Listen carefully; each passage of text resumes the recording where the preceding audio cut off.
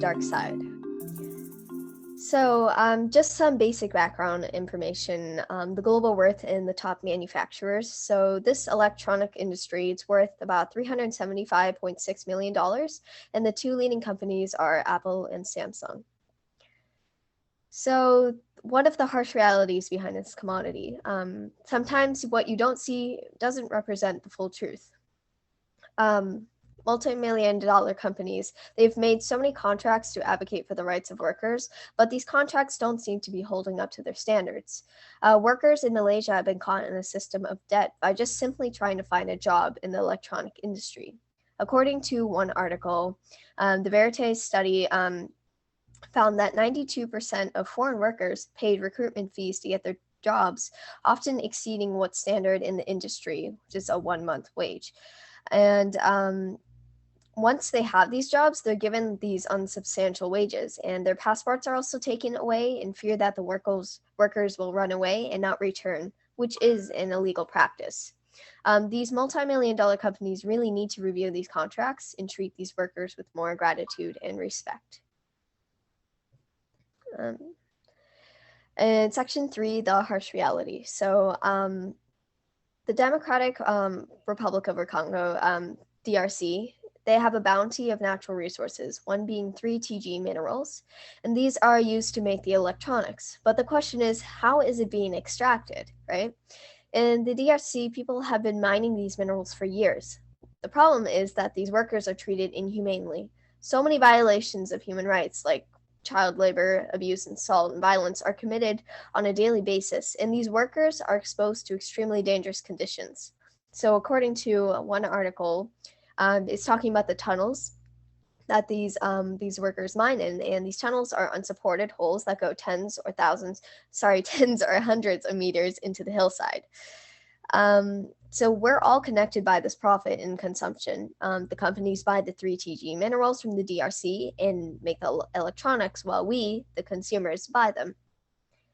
So specifically going into cobalt mining and child labor. Well, in the DRC, children as young as 7 are working in mines to extract cobalt.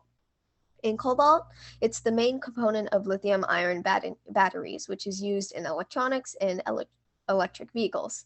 Although cobalt is not listed as a conflict mineral, it does have a history of child labor and human rights violations. So according to one article, the Amnesty report, which was jointly researched with the AfriWatch, traced how traders buy cobalt from areas where child labor is rife, selling it to the firm Congo Dongfeng Mining, CDM, a wholly owned subsidiary of Chinese mineral giant. And, the list goes on to all these corporations that are buying from these places. And just to give you a little more detail of what's going on, I provided this video.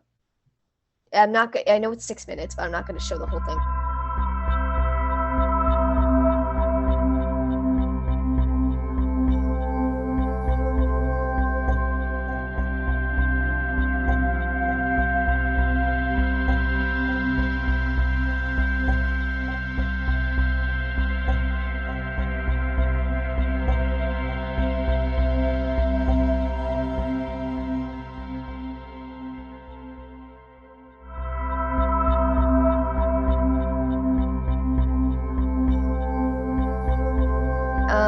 Yeah, so just say something.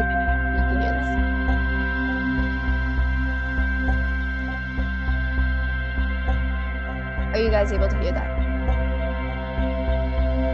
No, but it's fine. We can just read the subtitles. All right, so I'll just have the subtitles on.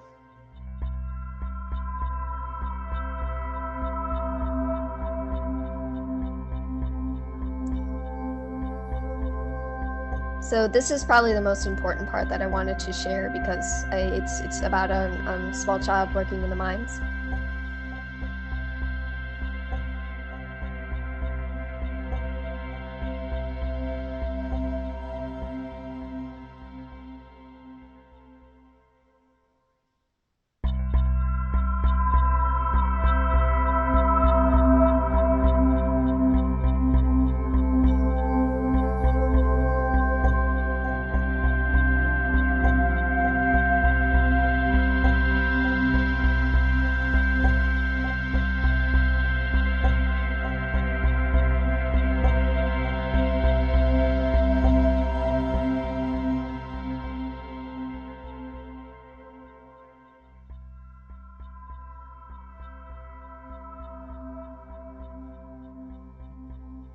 Um,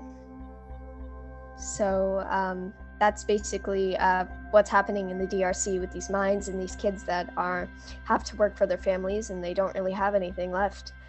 Another example of this harsh reality well, firstly, let me start off with a question. Have you ever wondered where your unwanted electronics end up?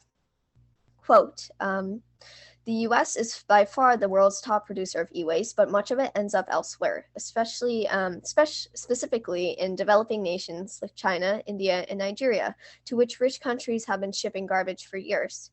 So, in these countries, impoverished communities collect and dismantle electronics to find the valuable components inside. And some of these materials are toxic, so they cause the workers to get sick.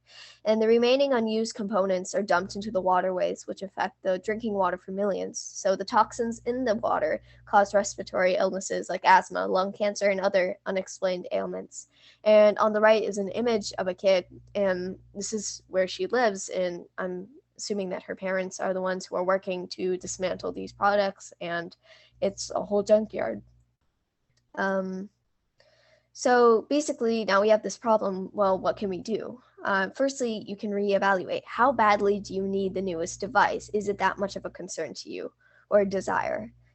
Two, you can use your phone or other devices for as long as possible. I had an iPhone 4S, and I know that sounds funny, but I used it for as long as I could. It was my dad's phone, and I used it for so long until I had to finally get a new one because it was crashing. So three, donate and sell your electronics. You don't always have to throw them away. And four, you should do your research about the company you're buying the electronics from, right? And most importantly, educate others around you about these topics. Going into this, I didn't really know much about it, and I know not a lot of people do, so I really wanted to bring this topic to attention. And that's it. I hope you enjoyed the presentation. Okay, so my comments are